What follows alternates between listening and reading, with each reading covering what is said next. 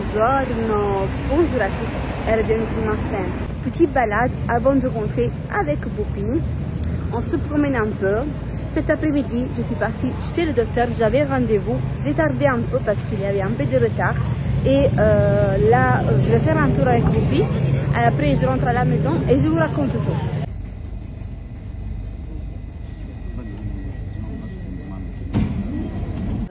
On est de retour à la maison et avant de me mettre à préparer le dîner, je voulais un peu vous faire la mise à jour de ce qui s'est passé pendant la visite. J'ai fait l'échographie interne et il y a toujours ce gros follicule qui persiste, qui est toujours là. Et il m'a demandé si j'avais commencé à avoir mes règles. Je lui ai dit que depuis la dernière visite, le 4 novembre, dès qu'il m'a sorti la sonde, qu'il m'a inséré la sonde pour faire l'écho, à la sortie de la sonde, j'ai perdu des cailloux de sang et je saigne. Et que j'ai bien fait lundi, mardi, mercredi, j'ai dit le Firamadel. Et il m'a dit, on va voir, du coup, interrompez le Firamadel. Et de ce soir, vous faites Pergoveris et Gonal jusqu'à mercredi prochain. Elle a dit, on va essayer, je vais essayer de vous stimuler, mais je ne m'assure pas, je ne m'assure rien. Je ne sais pas si vous allez bien répondre à la stimulation. J'ai juste pas compris une chose, peut-être c'est normal ou peut-être pas, parce que sur le papier qu'il m'a donné, c'est à peu près le même papier que j'avais à l'hôpital, c'est marqué préparation, je vais vous le montrer, je vais vous le montrer comme ça. Ce papier, je l'ai même reçu à l'hôpital. C'était similaire où il expliquait la préparation, après les règles qui arrivent et après la stimulation. Donc, là, j'ai fait cette partie-là. J'ai fait ça, mais je l'ai fait sur 5 jours. J'ai fait ça, j'ai pris le Firamadel sur 5 jours. Je n'ai pas pris le Promamas, j'ai juste pris le Firamadel pour 5 jours. Pour la suite, il dit règles. C'est marqué prendre rendez-vous entre le premier et 5e jour des règles. Et après, c'est marqué stimulation. Donc, la chose que j'ai pas compris, moi, les saignements, je l'ai eu avant que je commence à faire le Firamadel, c'est-à-dire le 4 après-midi. Moi, le Firamadel, je l'ai fait le 4 soir. Et je saigne depuis le 4 après-midi dès qu'il m'a mis la sonde, avant que je prenne le médicament. Donc, je sais pas s'il fallait qu'on attende vraiment des règles, ou si c'est bien qu'on commence comme ça, voyez. Après, je sais que c'est lui le docteur, il sait qu'est-ce qu'il fait. Donc, j'ai juste pas compris cette partie-là.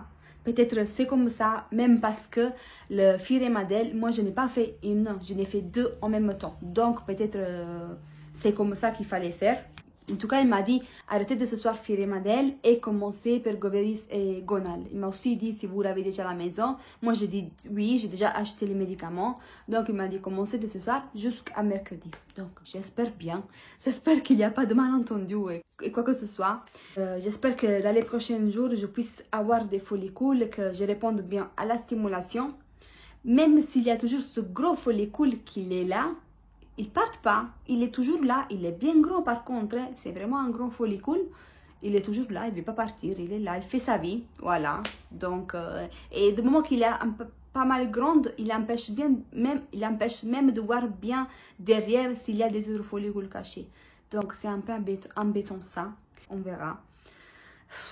Je ne sais pas quoi penser, voilà, parce que là, c'est un moment que je ne pense plus rien, vraiment. Je me sens comme une marionnette dans les mains de quelqu'un qui fait ce qu'il me dit de faire, mais sans vraiment comprendre des fois qu'est-ce que je fais, dans le sens je fais, mais je ne sais pas.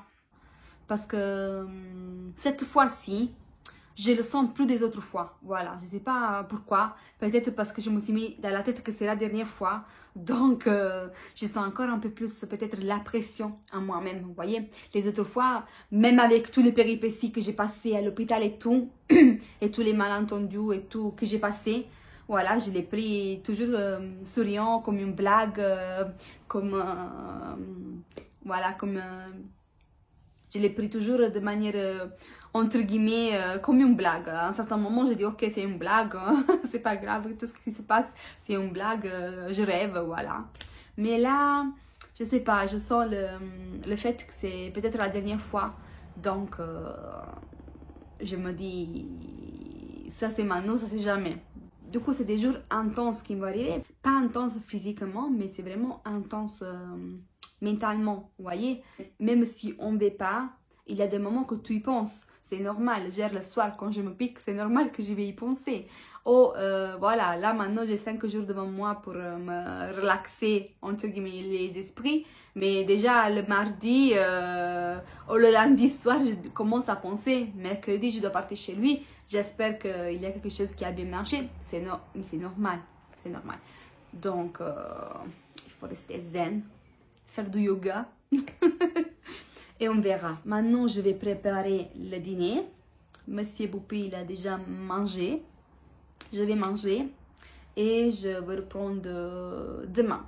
The next day. Buongiorno. Bonjour. Et me revoilà encore. Hein. Il est toujours là, Sofiane. Là, on prend le petit déjeuner et après, on est prête pour démarrer la journée. Hier, j'ai reçu ça aussi de la part de la marque. Je ne parle pas maintenant, je ne parle dans une vingtaine de jours parce que je vais d'abord les tester. Et c'est des compléments alimentaires. Ça, c'est des vitamines. Et ça tombe bien. C'est pour les cheveux. Comme je vous ai dit, j'ai une grande paire de cheveux. Donc, ça tombe vraiment bien. Et ça, c'est présent comme... je vais juste vous montrer ça. C'est présent comme des bonbons, regardez. Donc, très bien, très bien. Je suis très contente, vraiment. C'est arrivé au bon moment. Hein, c'est arrivé vraiment au bon moment. Avant d'accepter la collaboration, on a bien vu, on a bien évalué si c'était intéressant, déjà intéressant pour nous personnellement parce qu'on va recevoir un produit. Donc, si c'est un produit qui nous intéresse déjà d'essayer, de tester. Et en plus, c'est un produit qui peut intéresser quand même vous, que nous suivez. Peut-être ça pourrait être intéressant pour vous. Ça nous est déjà arrivé d'avoir des propositions de collaboration qui ne nous emballaient pas. Et je trouvais que c'était ni intéressant pour moi, ni intéressant pour vous. Donc, j'ai dit non, j'ai refusé. Même si les produits en question, ça coûtait même cher. Je ne trouvais pas d'intérêt. Et si j'aime pas, je ne peux pas parler de quelque chose que j'aime pas. Là, j'ai trouvé intéressant et que c'est en ligne avec la chaîne. Parce que la plupart du temps, on parle aussi, parce que beaucoup de fois, on parle aussi du parcours paiement. Vous voyez, je prends des compléments alimentaires. Là, la chute des cheveux, donc ça tombe hyper bien. Et du coup, j'ai dit oui, j'ai accepté. Là, je me prends le temps de le tester. Et dans quelques temps, je vous en parle. Franchement, j'ai reçu ça hyper rapidement. Ils m'ont contacté tout de suite, je l'ai reçu. Ça a été vraiment très rapide. Là, moi, je ne m'attendais pas aussi rapide. Et s'ils sont comme ça aussi pour les livraisons, pour les clients, c'est vraiment très très bien. Hein. C'est vraiment très bien. 3 hours later. Je viens de rentrer, je suis sortie avec Boupi et j'ai déjeuné aussi chez une copine. Mais avant de rentrer sur la route, je me suis arrêtée pour acheter quelque chose pour la maison. J'ai fait un petit peu de courses, mais vraiment tout petit courses. Et j'ai vu des gâteaux. J'ai eu envie de les acheter. J'ai dit ok, je vais me faire plaisir. Sofiane ne va pas tarder à rentrer. D'ailleurs, il est rentré maintenant, le moment que je le filme. Et je dis comme ça, ça va être son goûter. Sauf que, est-ce que vous pensez qu'il pouvait se passer tout comme prévu? Non. Je vais le dire doucement parce que sinon je vais le spoiler. Je me suis fait encore avoir. Non mais c'est un truc de fou. C'est un truc de fou. Vous pouvez même pas imaginer. Vraiment. Non, il faut que je te dise une chose. Vas-y, dis. Alors, déjà on met les gourmandises là parce qu'il faut que je te le dise délicatement. Je suis partie chez la boutique, l'épicerie. Quelle? Où il y a Rose, en bas de chez Rose. Ok. D'accord. Ok. Et j'ai acheté des fruits, j'ai acheté 4-5 Je peux te dire un truc? Dis-moi. T'es magnifique. Merci. J'ai acheté 4-5 pommes parce que l'épicerie, j'avais la flemme de partir chez Auchan, chez Lidl, chez Leclerc. Et en plus avec Boupi, je ne vais pas rentrer. Donc, j'ai déposé Boupi chez ma copine et en bas de chez elle, il y a cette épicerie, on peut l'appeler épicerie. Ils vendent de la fruit, ils vendent de la viande, ils vendent des produits d'épicerie, voilà. Ils font du pain maison et tout. Donc, c'est un peu varié. J'ai dit, j'achète 4 pommes, j'ai acheté 4 pommes, 3 carottes. Donc, le côté fruits et légumes, on va dire, j'ai dépensé 10 € et 16 centimes. Et après, j'ai traversé parce que l'autre côté de la boucherie, il faut traverser. Donc, j'ai acheté la viande. J'ai acheté ça. C'est des escalopes de poulet. Le blanc de poulet coupé à escalopes. J'ai pris à peu près 1 kilo. J'ai payé combien? 9,44 €. J'ai dépensé de l'autre côté 10 et 16. ne fait 44, ça fait presque 20 euros. Et il y avait des gâteaux. J'ai dit, ok, tu sais quoi, j'ai acheté 2-3 À gâteaux. se faire plaisir. Comme ça, Sofiane, quand il rentre, il va avoir son goûter. Du coup, j'ai dit à la dame... Déjà, t'as pensé à moi. Oui, déjà, il y avait ces gâteaux, c'était je suis marqué. content, Attends, moi. Sofiane, non, parce que maintenant, je ne sais pas si tu vas être contente pour la suite. Du coup, j'ai dit à Sofiane... Là, déjà, il y a une preuve dans le truc là. Attends, j'ai dit à la dame, pardon, regardez, parce que il m'a perturbé le truc. J'ai dit à la dame, c'est quoi ces gâteaux? Il y a quoi dedans? Il m'a dit, il y a de la pistache. J'ai dit, ok, mettez-moi deux. Déjà, Après- il y a un signe. Il y a la pistache. Déjà, pistache, c'est cher. Sofiane, je ne savais pas. Et c'était marqué pas le prix à l'unité de ces trucs-là, ok? Et après, il y avait pas mal de gâteaux dont je connais pas les noms, mais je les connais toujours dans les boutiques orientales, on va dire. J'ai dit, c'était marqué 30 euros le kilo. J'ai dit, c'est quoi celui à côté? Et, il m'a dit, non, mais j'ai pas compris, bien sûr. J'ai dit, c'est comme, c'est avec de la semoule et tout. Il m'a dit, non. Il m'a dit une autre chose que j'ai pas compris, bien sûr, mais après, je vous le montre. J'ai dit, ok, mettez-moi deux petits pour goûter. Ok, il m'a mis deux belles pâtes. Je passe à la caisse. Là, c'était 9,44. Attends, elle me dit 27,64. Je pensais que c'est trompé, qu'il a laissé dans la caisse l'addition de caca d'avant. Vous voyez, je pense qu'il a passé un produit, mais il a laissé sur mon addition. Je dis non, madame, mais combien ça coûte les gâteaux? Alors, je vous dis, j'ai pris deux gâteaux comme ça. Après, chacun, ça coûte 4 euros. Donc 4 et 4, ça fait 8. Mais il n'était pas affiché le prix. Mais je ne pensais pas 4 euros l'unité. Et ça, c'est combien? Attends. Et après, j'ai pris ça, le gâteau que j'ai pas compris qu'est-ce que c'est. Je pense que c'est avec des pâtes, Sofiane, de toi, je vois des vermicelles dedans. Je sais pas. C'est combien? C'est fourré à la pistache. Cheveux d'ange. Cheveux d'ange avec de la pistache et tout. Celle-ci, je l'ai payé 10,20 euros. Ouah. C'est C'est une pharmacie, hein. une pharmacie. On va bien manger, hein. Je vais les déguster. Mais regardez, je vous montre aussi l'étiquette de caisse. Je vais juste cacher le nom de la boutique, voilà. Mais regardez, vous arrivez à voir. 4,4 les deux fouettés, on va dire, 8 euros. 9,44 c'est le poulet. Et 10,20 c'est le gâteau là. Maintenant, j'espère, t'as intérêt de dire que c'est bon, que c'est excellent, que c'est le meilleur de ta vie. C'est le meilleur que tu as goûté dans toute ta vie, parce que sinon... À ce prix-là, Ah, c'est mon cidri Dieu. goulé. Jamais plus, hein. Jamais plus, je te jure, jamais plus. T'es la championne de ça. Ah oui. Les cerises. Moi, j'ai oublié les cerises, là. Jusqu'à maintenant, je les ai ici. C'est pas ma faute. Les C'est tomates. Attends, c'est pas ma faute, c'est les autres qui mettent pas les prix exposés bien comme il faut. Du coup, je me trompe et voilà. Donc, j'ai sorti avec 50 euros. J'étais contente que j'avais dépensé 20 euros juste, voilà, entre les fruits et la viande. J'ai dit, ok, on s'achète un gâteau. Finalement, la 50 euros, bye bye. Elle est partie presque. Ça me reste 10 euros de la 50 euros. Non, Bref. Maintenant, tu vas le goûter maintenant, le gâteau. Et après, on passe aux questions. quelle question? On va répondre à des questions concernant la PMA. Toi, tu vas donner tes réponses d'un point de vue d'un homme et d'un ton point de vue selon ton expérience à toi. Et moi, je vais faire la même chose, mais de mon côté de femme. Voilà, de mon point de vue. Oui. Déjà, le plus grand travail, c'est toi qui le fais. Oui, Il mais faut le dire. d'accord, mais ça, on va répondre après ou avant le gâteau? Ah, maintenant, on va le faire maintenant, après. Après le gâteau? Après. Ok. Alors, Sofiane. C'est le moment du quiz. Voilà. Tu vas répondre au quiz et après, tu vas gagner 10 millions d'euros. Ok. Ok?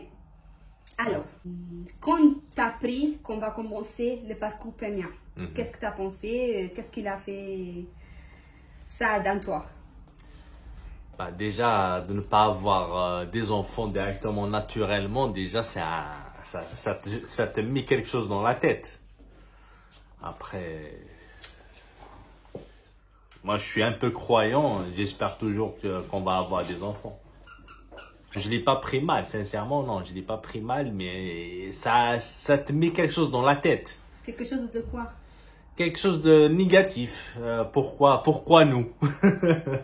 Pourquoi? Et la question c'est maintenant, d'un point de vue médical, Oui. entre guillemets, du protocole, parce qu'il y a certains hommes Oui. aussi, donc c'est pour cela que je vais ton témoignage, comme Ah ça ah. les autres à la maison, ils peuvent montrer ça à leur mari. D'un point de vue, entre guillemets, médical, selon notre cas, on va dire à nous, voilà, donc c'est selon les pathologies qu'on avait, peut-être il y a d'autres personnes qui doivent faire d'autres démarches, donc peut-être c'est différent, mais selon, voilà, notre cas, nous, sont été lesquelles les démarches médicales que tu as dû faire, que tu as subi, et voilà. Bah, j'ai fait 2 trucs. Le sang et le spermogramme. C'est les 2 seules choses que j'ai fait. Et je prends aussi des compléments alimentaires. À part C'est ça, tout. c'est tout. C'est tout. Donc Oui. ça a été facile ça, Oui, pour toi. oui. Ça m'a pas dérangé. Ça Moi, pas dérangé.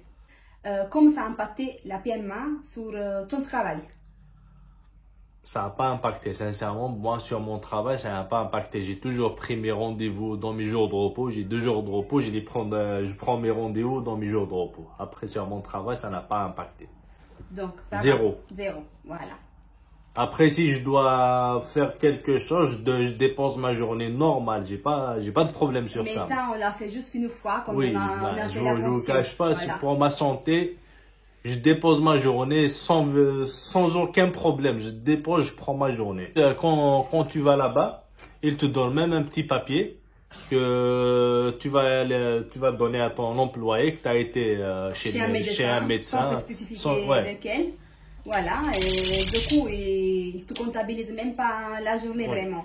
Donc, les rendez-vous qu'on a pu prendre pendant les jours de repos, on l'a pris. Oui. Les autres choses, je gère comme la pension, on ne peut pas la prévoir.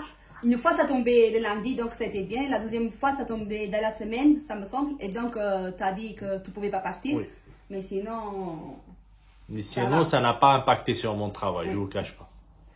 Alors, comment ça a impacté la PMA dans ta vie sociale, on va dire, avec les amis Ça n'a pas impacté grand-chose. Et c'est la seule chose qui me dérange, quand ils te disent c'est quand les enfants. Quand ils savent que tu es marié, c'est pour quand les enfants. Moi, je réponds quand Dieu le veut. C'est tout. Et comment ça a impacté la PMA vis-à-vis de ta famille, voilà. Sincèrement, ça n'a pas impacté grand-chose. Ils habitent en Algérie. Déjà, ils habitent en Algérie. Et ils sont pas dans mon L'entourage quotidien. proche, Oui, ouais, ils sont proche. pas dans mon quotidien. Je les appelle au téléphone. Mais sincèrement, ils me mettent aucune pression, rien. Zéro. Ça n'a pas impacté. Comment impacté la PMA sur ta couple? Sur ton couple. Ah, comment sur ton couple?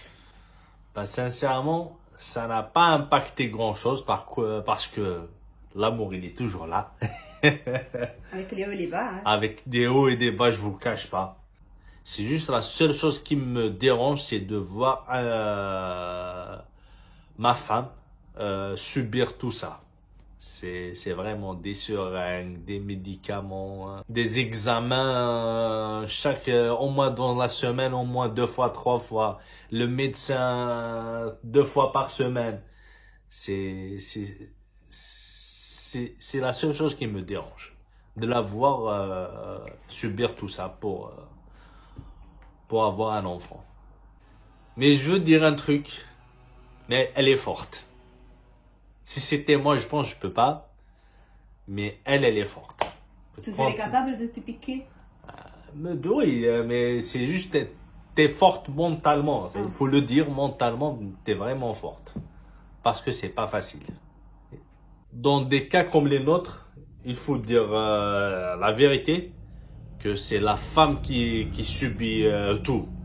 L'homme, il a juste à faire un spermogramme, des analyses du sang. À part ça... Et un rapport de sperme. Avec un film porno. Donc c'est amusant, Sofiane. Ils te mettent même la télé. Mais de bon matin, c'est pas facile. Hein. Il faut le dire. De bon matin, c'est pas facile. À 8 h du matin, t'as même pas envie. Mais c'est tout. Mais après, il y a d'autres cas quand l'homme aussi il souffre. Lui aussi, il doit faire des trucs, je pense. Ça, je sais pas. Et est-ce que la PMA, ça a impacté sur ton moral? Non, sincèrement, non. Non. Je suis toujours comme ça, moi. Je vous cache pas. Je suis toujours silencieux, discret, content. Je suis toujours comme ça. Ça n'a rien fait dans ma tête, je vous cache pas. C'est juste, c'est vrai, des fois, ça me dérange quand je le vois faire les seringues. À part ça, non. Ça va. Tout va bien. Tout va bien dans ma vie. Si la PMA, Mhm. parce qu'on se dit cette fois c'est la dernière, Mhm. Oui. d'accord? Ça va être un échec. Oui. Si ça va être un échec. Bah, si ça va être un échec, ça va être un échec comme les autres. C'est pas facile, faut le dire, parce que cette fois-ci là, c'est déjà, on est dans le privé. Ça fait mal. Ça fait vraiment mal. Imagine, à chaque fois que tu pars chez le médecin, c'est 200 balles. 200 €. Imagine ça 2 fois par semaine. Dans le mois, il faut, c'est un budget, c'est vraiment un budget. Après, À part le côté à financier. part le côté financier, qu'est-ce qu'on peut faire? Tout ça, ça revient au Dieu. C'est tout. Il faut rester, qu'on va croire toujours au Dieu. On va prier. Oui, mais ça vient pas. Si ça va être un échec, donc c'est fini. Bah, on va aller voyager. On va aller profiter de notre vie au maximum. On va devenir des vieux. On va devenir Angela. On va voyager, on va profiter.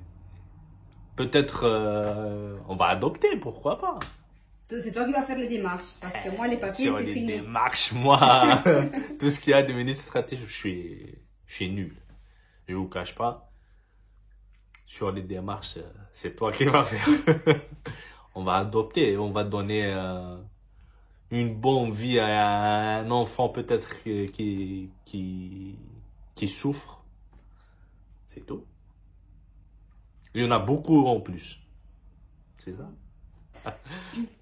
Est-ce qu'il y a un message que tu veux transmettre à tous les hommes qui sont en couple et qui sont dans le parcours paiement?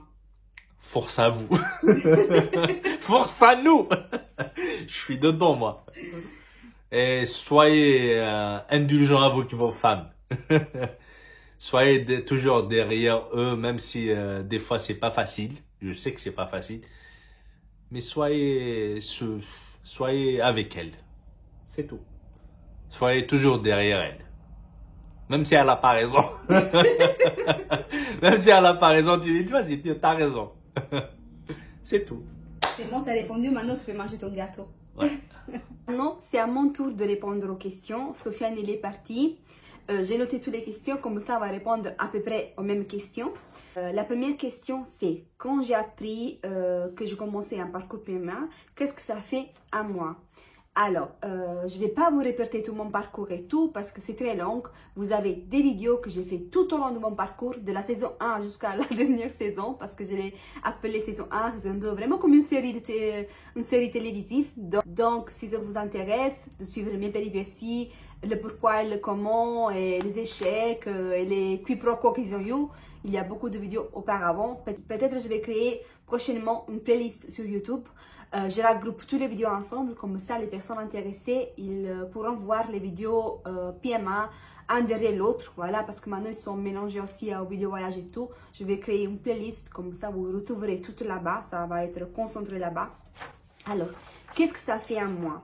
Moi, franchement, je me suis trouvée catapultée dans cette réalité. Je m'y attendais pas. Dans ma famille, personne il est passé par là. Mes amis, personne il est passé par là. Dans l'entourage proche, personne il est passé par là. Donc, c'était un monde que je connaissais l'existence, mais autour de moi, personne y avait passé. Donc, je savais pas qu'est-ce qu'ils allaient m'attendre. Je n'avais aucune idée. Moi aussi, je ne m'attendais pas d'y entrer dedans. Et jusqu'à le moment qu'ils me l'ont dit, je ne croyais pas à mes oreilles, si on peut dire comme ça. Et en plus qu'avant que je commence la PMA, là-bas, tout marchait bien, les règles c'était ponctuelles et tout, donc je ne m'y attendais pas de tout. Tout d'un coup, ils m'ont dit non, il faut passer par un parcours PMA, blablabla. Je me suis retrouvée dedans. Pour moi, ça a commencé les péripéties, ça a commencé le cauchemar. Là, je vais répondre à la deuxième question, qui va se relier aussi à la première partie. C'est la PMA, du point de vue médical, du point de vue du protocole, du point de vue des examens et tout. Alors, tout ce que j'ai fait, qui a concerné le protocole, les examens, les prises de sang, les visites avec les docteurs, hystéroscopie avec biopsie, l'hystérosalpinographie, tout, je pense que si vous êtes dedans, c'est des noms quand ça veut dire quelque chose. Et ces examens-là, je ne les fais pas qu'une fois, certains je les fais 2, 3, 4 fois. Donc, tous ces examens-là, franchement, je l'ai bien vécu. Voilà, je l'ai bien vécu. Pour moi, je ne m'attendais pas que j'étais aussi vraiment capable d'affronter ces choses-là de manière déjà souriante. Je l'avais commencé à prendre comme un jeu, comme une aventure, on va dire. Je rigolais dessus. Je me faisais force à moi-même et me moquant de moi-même. Vous voyez, je rigolais sur moi-même, de ce petit problème qui s'est présenté. Donc, c'est ça qui m'a donné la force. Et quand j'ai passé des examens et tout, que c'était des examens peut-être un peu invasifs, si on peut dire comme ça, et que je lisais à droite et à gauche des avis, ah j'ai eu de la douleur, ah ça m'a fait mal, donc déjà je partais là-bas terrifiée, c'est normal. Et après quand je vois que ça se passe pas grand-chose, je dis mais qu'est-ce qu'il y a? Ça c'est moi qui est pas humaine, soit c'est pas douloureux autant que ça, comme ils disent les autres. Finalement, tous les examens que j'ai passés, tous les examens on va dire internes, ils m'ont jamais fait plus mal que ça, voilà. C'était toutes des choses supportables. Après, bien sûr, c'est à chacun sa propre douleur, à chacun sa propre limite de la douleur. Mais sachez que moi, j'ai une limite très baisse de la douleur. Moi, tout de suite, si tu me fais ça, je te dis que tu m'as fait mal. Donc, imaginez que moi, je suis partie déjà mentalement que je pouvais peut-être avoir beaucoup de douleur. Finalement, ça n'était pas le cas. Et ça m'a donné la force pour toutes les autres choses qui sont arrivées. Ok, je l'ai fait une fois, ça va le faire. Finalement, toutes les fois, la ponction, si vraiment, et la ponction, sachez que moi, je l'ai fait en anesthésie locale. Je n'ai pas fait la générale quand j'étais à l'hôpital. Et bien sûr, tout sont quelques petites choses, mais c'était supportable. Voyez. Donc, ça m'a aidé à avoir un peu plus de courage et un peu plus de force. Me dire, ok, je vais passer par là, mais ça va être pas plus terrible que ça, dans le sens c'est une chose faisable, c'est une chose, je dis pas tranquille, mais c'est une chose qu'on peut faire tranquillement, c'est pas vraiment une telle souffrance. Même les piqûres et tout, c'est, à part le Fidémadel, c'est celle qui me fait un peu plus de mal, pas de mal, mais de gêne, voilà. Le Pergoveris, Gonal, Ovitrel, c'est comme de l'eau fraîche pour moi. Donc, je me disais, ok, ça va. La chose où j'ai vraiment pâti, c'était le rapport avec le service médical. Voilà. Sauf quelqu'un qui se sauve, vraiment, je peux les compter sur une main. Les personnes qui se sauvent, qui sont professionnelles, qui sont des personnes humaines avec un cœur, que tu sens que quand tu rapportes avec eux, ils t'écoutent et que tu ne te sentes pas seule, parce que ça c'est important, que tu ne te sentes pas que tu parles avec un mur qui ne t'écoute pas et qu'il est juste là pour faire le travail de 2 minutes et te faire sortir. Non. Mais cette occasion-là de tomber sur des personnes humaines, sensibles, qui ont le respect pour les patientes, parce que là c'est du respect, vraiment. Quand je dis respect, je ne dis pas qu'ils te prennent dans des mauvais mots, non, mais que tu te soignes de ton patient, que tu acquiers ton patient. Je peux les compter, ça fait 4 ans que j'ai un PMA, 4 ans, oui, 2020, 4 ans, je peux les compter sur une main. Et je n'ai pas vu une de professionnelle, j'en ai vu plusieurs. Surtout, vous savez bien qu'à l'hôpital, quand je commençais le protocole, un jour sur deux, je tombais sur des internes différents. Donc, j'ai vu plusieurs personnes. Donc, je ne parle pas d'une, de deux. À l'hôpital, de l'hôpital où je me suis plaignée beaucoup de fois, pour un service qui n'est pas bien géré. Malheureusement, c'est la réalité. Et je vais le souligner, je vais le redire tout le temps. Et il faut que ça change. Je veux comprendre peut-être qu'il est submergé le service, qu'il y a beaucoup de choses qui clochent, comme dans tous les services, comme dans tous les travails et tout. Hein. Mais on va dire qu'à l'hôpital aussi, j'ai eu l'occasion de tomber sur des bonnes personnes. mais toujours que ça reste dans les 5 sur ma paume de main, voilà, dans les 5, vous voyez. Donc, c'est ça la chose qui m'a touché plus, qui m'a fait plus de mal. Me battre pour me faire comprendre, je parlais, c'est comme... je parlais au vent, je le revois, il a oublié qu'est-ce que je lui ai dit la fois d'avant, que la fois d'avant c'était 2 jours avant que je l'avais vu. Donc, c'est un peu ça. C'est un peu ça que j'arrivais pas à vivre. C'est un peu ça qui était lourd pour moi. C'est sentir que si tu poses une question en plus, ils ne peuvent pas te répondre parce qu'ils doivent enchaîner avec un autre derrière toi. Je me sentais comme si je partais à l'abattoir. Voilà, une vache, la prochaine, la prochaine. Je me sentais comme ça. Et c'est vraiment ça qui, je ne vais pas dire qui m'a fait tomber malade, c'est un gros mot, mais qui m'a rendu, qui me rendait pas bien. Voilà, j'étais mal. Chaque fois que j'allais à l'hôpital, c'était pas savoir que le protocole il marche pas bien ou il marche bien et tout, parce que là je les mettais en compte. Je disais ok, c'est la médecine, peut-être il peut marcher comme il peut pas marcher. Donc j'ai jamais jugé eux pour ça. Non, au contraire, c'est normal, c'est la vie. Mais la chose où j'étais intransigeante, c'était vraiment sur le fait d'une approche humaine, de se sentir bien dans des bonnes mains. Voilà, là c'est le bon mot. Je me sentir dans des bonnes mains. Déjà qu'avoir des follicules, tomber enceinte et tout, c'est comme jouer à l'euro million. Donc c'est très compliqué, médicalement parlant, techniquement parlant. Voilà, ça marche une fois sur je ne sais pas combien. Et en plus, avoir un support, normalement, un support derrière qui ne suit pas, ou tu ne te sens pas épaulé, médicalement parlant, c'était la triste mon expérience, voilà. D'un côté, j'ai réussi à trouver des personnes attentionnées, où je me sentais vraiment pris en considération, mais de l'autre côté, j'ai trouvé aussi beaucoup de personnes qui me faisaient sentir un numéro. Ça, c'est la chose qui a travaillé vraiment sur mon moral. Et ça répond un peu à la question qui va arriver plus tard. Mais voilà, je vous ai dit par rapport aux médicaments, par rapport à l'examen et par rapport au protocole. C'était même facile pour moi, dans mon point de vue, vraiment. Donc, c'est pas une chose qui m'a fait peur. C'est pour cela que j'ai enchaîné un deuxième, un troisième, et voilà. Parce que le fait que j'avais pas vraiment souffert, pas eu vraiment autant de mal, je disais ok, je l'ai fait une fois, je peux le faire la deuxième fois. Et si vous avez vu les vidéos quand j'ai fait la pension, après c'était un échec, c'était la pension blanche, j'ai dit à Sofiane, je peux recommencer demain, je peux recommencer. Ils m'ont dit, tous les ovocytes ils sont vides. Moi je me sentais comme une lionne, ok, je vais refaire tout de suite une autre. Là mon côté impulsif, c'était dû au fait que c'était bon, c'était faisable, c'était tranquille. Même si après, quand tu reviens avec les pieds sur terre, tu dis « Ah mon Dieu, mais ça veut dire qu'il faut revoir et retomber peut-être sur la même personne. Certains t'ont aimé, certains t'ont pas aimé. Espérer et prier Dieu que tu ne tombes pas sur les mêmes. » Donc, c'était ça qui c'était angoissant, voyez. Donc, il y a eu des hauts et des bas. L'impact de la PMA sur mon travail. Ah, là s'ouvre un monde. Là s'ouvre un monde. C'était catastrophique. Catastrophique. À différence de Sofiane qui est salarié, moi je suis auto-entrepreneur. C'est-à-dire c'est moi, entre guillemets, ma patronne qui gère mon travail. Moi je suis make-up artiste, donc je travaille dans le domaine du maquillage.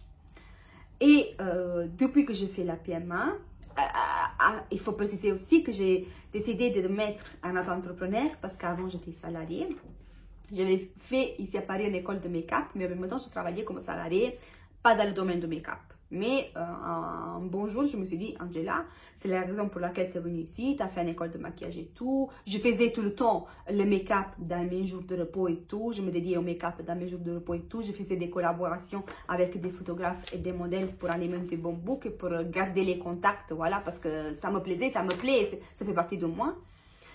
Du coup, j'ai dit non, je vais laisser mon travail, je vais me dédier juste à ça, je vais mettre un auto-entrepreneur et voir qu'est-ce que ça donne. Bien sûr, c'était pas la bonne décision de ma vie, pas parce que je commençais la PMA, je savais pas encore, mais parce qu'il y a eu 2019, 2020, tout le monde sait bien qu'il y arrivait la période que tout le monde ne pouvait pas sortir de la maison, toutes les boutiques fermées, ouvre, ferme. Imaginez-vous qui va se maquiller, qui va demander une maquilleuse dans ces périodes-là. Donc, ça a été un peu compliqué même sur ce côté-là. En plus à ça, c'est ajouter la PMA. Et si vous êtes en PMA, vous ne savez jamais quand vous commencez, d'accord? Surtout si vous avez des règles aléatoires, comme dans mon cas, attendre tes règles, non, c'est pas venu, ok, on les déclenche avec le faston, non, donc c'était vraiment toujours un bordel. Et après, quand tu es dans le protocole, tu vas être occupé, on va dire, 15-20 jours de stimulation, tu sais pas la pension quand ça va être, tu sais qu'un jour sur deux, tu vas à l'hôpital, si tu es salarié, tu peux t'arranger avec tes collègues pour changer le shift de travail. Mais quand tu es entrepreneur, surtout maquilleuse, sachant si tu veux maquiller marié ou je sais pas quoi, la plupart des événements comme ça se passe le matin. Et le matin, tu dois aller à l'hôpital. Mais, qu'est-ce qui se passe? Une maquilleuse, quelqu'un t'appelle le mois de mai pour être maquillée le mois d'octobre. Tu lui dis oui, sans savoir qu'en octobre, tu vas commencer la PMA. Et du coup, est-ce que tu peux l'appeler pour lui dire non, désolé, 15-20 jours avant, je suis en PMA, je ne peux pas venir. Pour moi, ce n'est pas professionnel. Donc, j'ai préféré toujours refuser du travail parce que je ne savais pas qu'est-ce qui s'est passé après.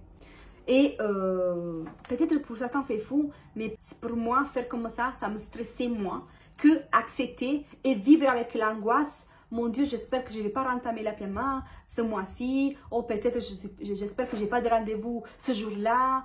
Ça me stressait moins. Vous voyez qu'est-ce que je veux dire? Parce que appeler quelqu'un et lui dire non, je ne peux pas plus venir, le planter comme ça ne m'a jamais plu. Je déteste si quelqu'un me le fait, je ne peux pas le faire. Donc, c'était assez compliqué pour le côté travail. Là, la dernière, pour vous dire, là, j'ai commencé. J'avais un travail aujourd'hui qui a été annulé.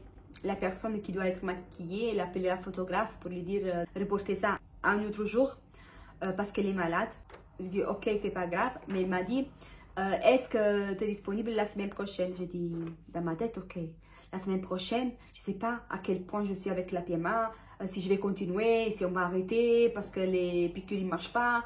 J'ai dit, je sais que le docteur ne travaille pas le samedi et dimanche. Donc, j'ai dit, écoute, je suis disponible samedi et dimanche. Elle m'a dit, non, un jour que ce n'est pas le week-end. Là, j'ai dit, écoute, je ne peux pas te répondre aujourd'hui parce que c'était jeudi. Je vais te répondre demain soir, vendredi, parce que vendredi, hier, j'ai parti chez le docteur pour te dire, effectivement, si j'ai des autres jours disponibles. Et donc, que je le revois, le docteur, mercredi, j'ai dit à elle, si tu veux, je peux faire jeudi. Elle m'a dit non, j'entendais pas cette semaine, j'entendais la semaine d'après, c'est-à-dire la semaine du 18 novembre. Et là, cette semaine-là, je ne peux rien prévoir.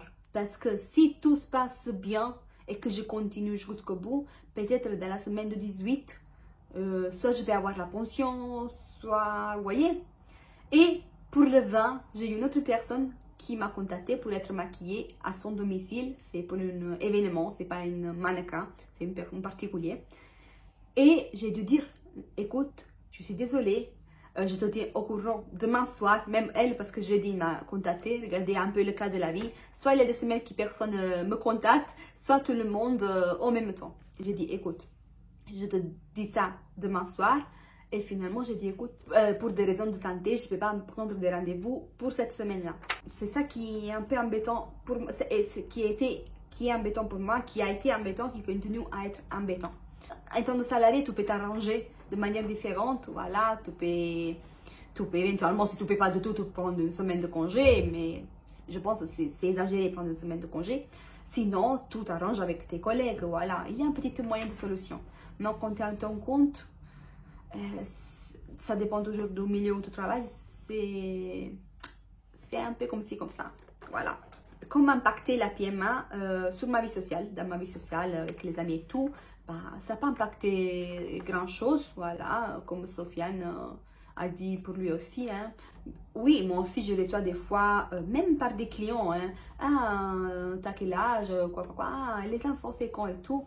Moi tranquillement je lui réponds, je ne peux pas les avoir pour l'instant, je suis en PMA, je raconte ma vie comme je raconte à vous, tranquillement, parce que pour moi c'est pas un tabou, voilà, c'est des choses qui arrivent, comme arrive une maladie et tout, c'est des choses qui arrivent, au contraire, ça m'aide à parler de ça et j'espère que ça aide aussi les autres à écouter de parler de ça et les autres qui vivent ça à le vivre de manière plus tranquille parce que pour certains peut-être c'est tabou encore.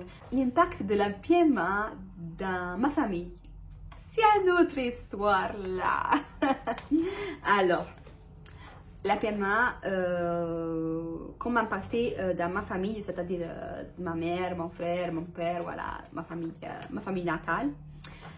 Comme ça a impacté, alors ma mère, elle souffre pour moi. Voilà, je vous ai dit tout.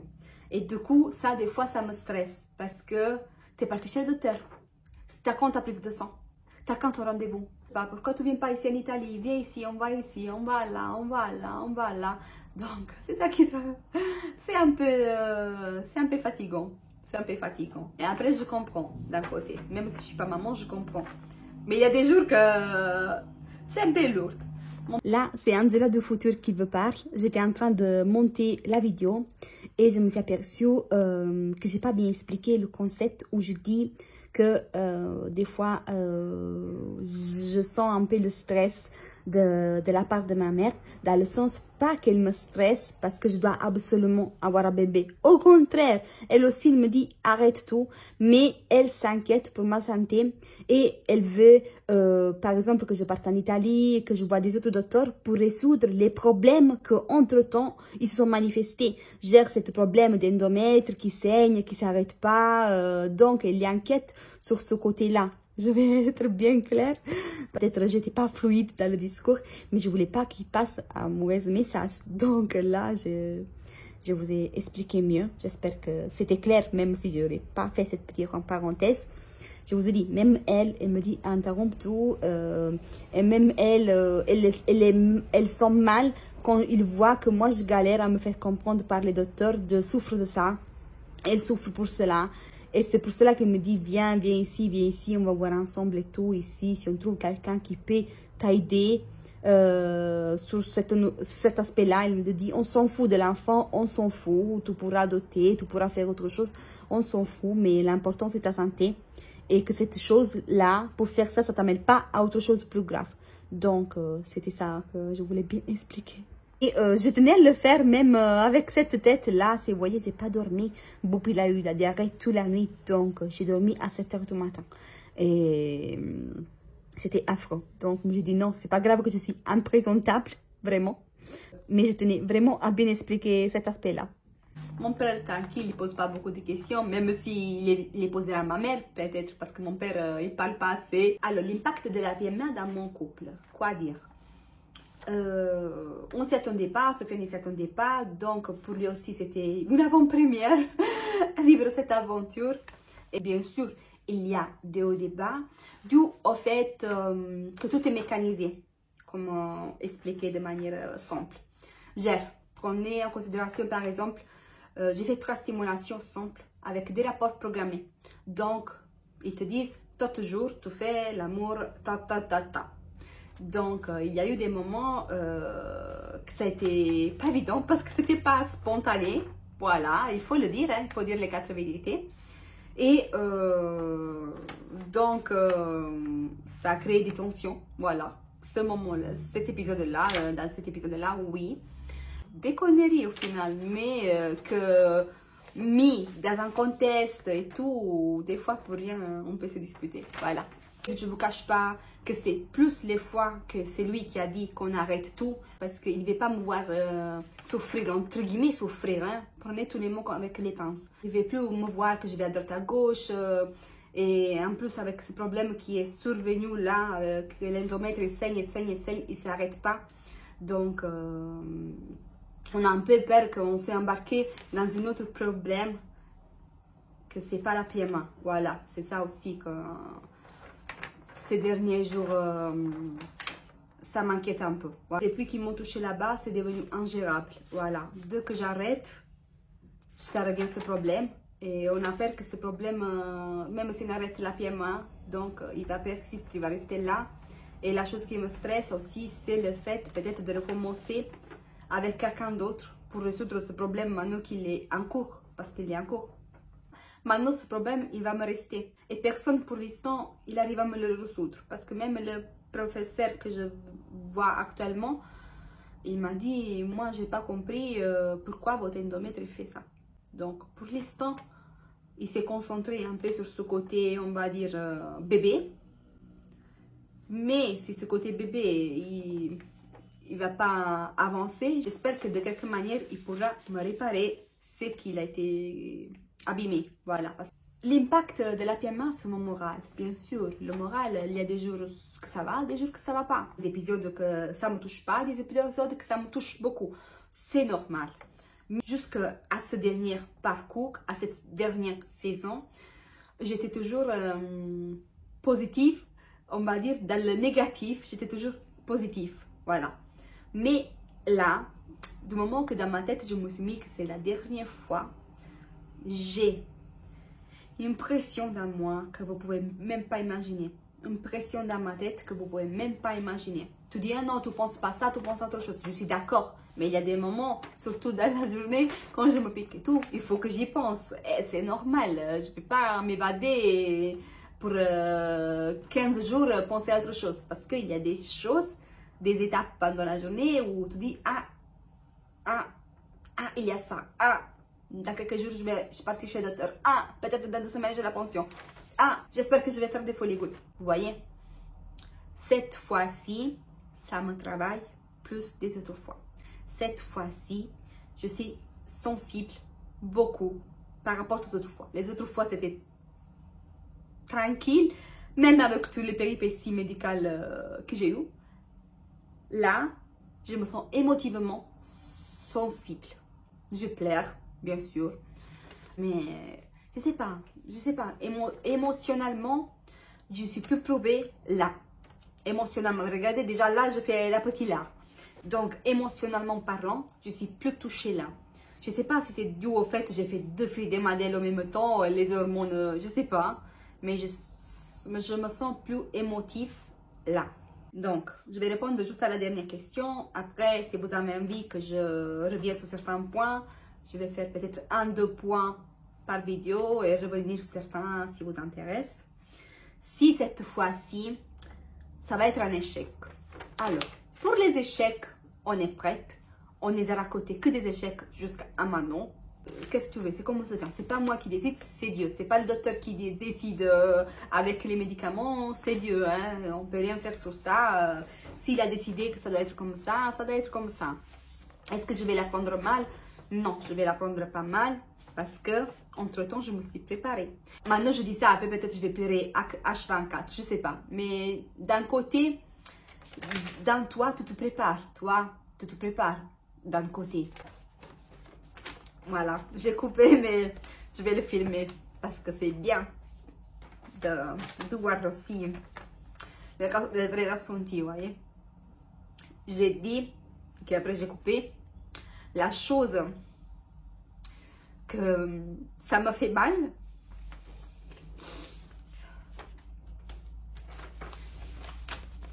Voilà, la chose que ça me fait mal et que des fois je vois des papas jouer avec leurs enfants. Quand je me promène avec Poupie et tout, il y a un parc là, il y a des mamans, mais des fois il y a aussi des papas et tout qui jouent avec les enfants et tout. Quand je regarde les mamans, ça va, franchement, ça me fait pas aussi sentimental que ça. Mais quand je vois les papas, je dis, putain, Sofiane, cette chose, il ne pourra jamais la vivre. Et c'est ça qui me fait mal. Pas le fait que moi, je ne pourrais pas la vivre, mais que lui, il ne pourrait pas la vivre. Je sais pas, parce que dans ma tête, il se met ça. Et je suis capable de me émotionner dans la rue quand je regarde ça. Après, comme Sofiane, elle dit, oui, on peut voyager et tout. Oui, mais même si on va avoir un enfant, on voyagerait quand même. Mais si on l'a pas, bien sûr. Mais je vais voyager toute ma vie. Côté adoption, je suis pas contre. Avec ou sans un enfant, franchement, l'adoption, c'est une belle chose. Voilà. Même si j'aurais 2, 3, 4, 5 déjà enfants de moi, si je pourrais, j'adopterais. Je dis si je pourrais. Parce que l'adoption aussi, c'est pas évident. L'adoption aussi, c'est pas facile. Je sais pas si ça me fait plus peur, l'adoption, pas l'adoption en soi, mais la démarche pour adopter, que la PMA. Vous voyez, si je mets sur la balance, je sais pas lequel des deux, je peux dire que c'est plus facile que l'autre. Après avoir vécu un parcours intense, plus ou moins intense, parce qu'il y a des gens qui vivent pire que ce que j'ai vécu, hein. Peut-être c'est rien par rapport aux autres, mais après avoir vécu mon vécu, un pyjama, je ne sais pas si je suis prête à me catapulter dans des démarches d'adoption. Si vous êtes passé par là, dites-moi votre témoignage. Il y a une d'entre vous qui m'a laissé un message, Stéphie. Elle m'a écrit tellement un beau message qui m'a fait pleurer. Disons, moi aussi, je suis un enfant adopté. Et j'ai vécu une belle enfance et tout. Et ça m'a fait venir les frissons. Je ne sais pas son vécu avant d'être adoptée, mais elle était heureuse. Voilà. Donc, je dis, regarde, on va faire un enfant heureux. Vous savez, quand j'étais petit, en Italie, à l'église, il y avait des pères missionnaires qui viennent de l'Afrique, des pays où il y a beaucoup de pauvreté. Et ils te demandent si tu veux adopter un enfant. Et moi, avec ma grand-mère, adopter entre guillemets, hein, dans le sens si tu veux donner de l'argent tot pour un enfant de ce village. Donc, moi, je l'ai fait. Hein. Je l'ai fait à l'époque, je me rappelle, c'était une fille. C'était pas un nouveau-né, c'était, je pense qu'il avait 8-9 ans à l'époque. Et moi, j'en avais une vingtaine. Et quand il venait, tout le temps, il récoltait de l'argent pour ce village et pour les enfants qu'on avait adoptés. De temps en temps, il nous envoyait des photos. Des fois, j'ai envoyé des lettres, mais jamais eu de réponse. Des fois, je me suis demandé même si c'était vrai qu'il payait pour les enfants et tout. J'espère que oui. Bref, pour vous dire, je ne suis pas prête pour l'instant, mentalement, pour ce type de démarche.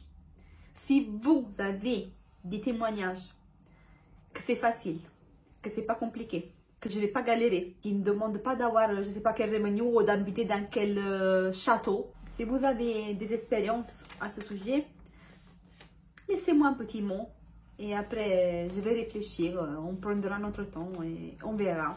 Non, mais c'est même pas le fait d'avoir absolument, c'est pas que je vais avoir absolument, parce que si je ne peux pas, si Dieu a décidé comme ça, si Dieu il a décidé comme ça, ok, c'est pas grave. Mais jusqu'à que je peux, je vais essayer pour Sofiane. Voilà, ça c'est la vérité. Parce que si c'était juste pour moi, j'aurais déjà arrêté. Je vous dis la vérité. Quand même, vous voyez que Sofiane, il me dit arrête.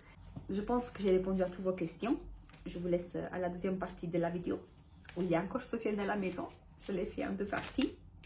Et vous me direz, vous me ferez vos retours de ce que vous pensez. Voilà, et c'est tout. Maintenant que tu as répondu à tout ça, c'est le moment de la gourmandise. Le gâteau, c'est bien mérité. Goûte-le avec, vraiment, il faut le savourer. Moi, c'est à moi. Oui, c'est à toi, mais il faut le savourer. Hein. Moi, non, non, on va le partager. Là, on va le garder pour toi. Non, je vais rentabiliser les 20 € quand même. Je vais le faire qu'il dure au moins 2-3 jours, Sofiane. 2-3 jours. Non. Vas-y, on va se partager ça maintenant et ce soir aussi. Ah bah oui, hein. Quand je rentre, on va se faire une petite gourmandise ce soir aussi. Okay, goûte-le et tu nous diras si j'ai bien dépensé les 18 € de gâteau. Je vais commencer par celui-là. Alors déjà, je le vois, il est sucré. Tu connais les gars, les gâteaux il est que de sucre. orientaux là. C'est sucre à gogo. On va goûter une deuxième fois.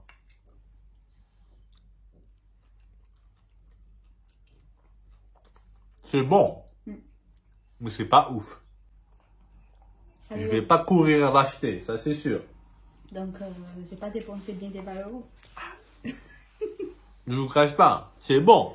C'est du sucre. C'est trop sucré, ouais. T'as compris ou pas? Le sucre c'est bon. Mais c'est pas ouf. Oh là là, regardez-moi le sucre, regarde. Hein. Oh là là. Attends, tu manges ça, tu vas avoir, hey, tu vas avoir le diabète direct.